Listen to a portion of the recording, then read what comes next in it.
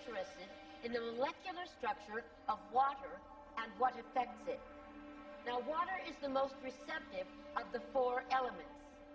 Mr. Emoto thought perhaps it would respond to non-physical events. So he set up a series of studies, applied mental stimuli, and photographed it with a microscope. For one sample of water, we drop about 0.5 cc's onto each 50 petri dishes. Then we take those 50 petri dishes and freeze them in a freezer at minus 25 degrees Celsius for about 3 hours. We take those frozen samples into a refrigerator that is set at minus 5 degrees Celsius, where a microscope with a camera is set up. There we take photographs of each of the 50 water drops individually. We first take photographs of water that we did not put any information in. Then we take the water with information and do the same procedure just described. We take those before and after photographs and compare the differences.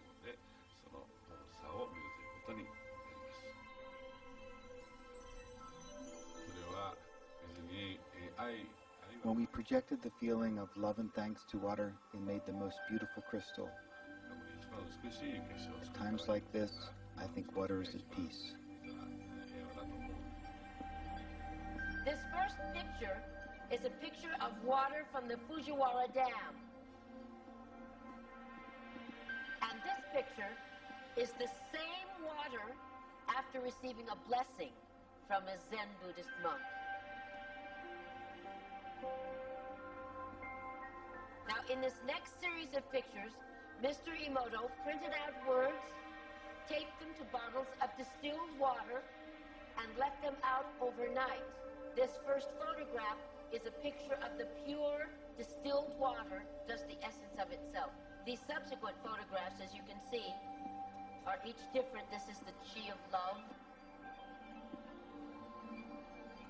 And we move along here to thank you. And you can see where he taped that to this bottle here. But if you read Japanese, you already knew that. Now, Mr. Emoto speaks of the thought or intent being the driving force in all of this. The science of how that actually affects the molecules is unknown, except to the water molecules, of course. And it's really fascinating when you keep in mind that 90% of our bodies are water.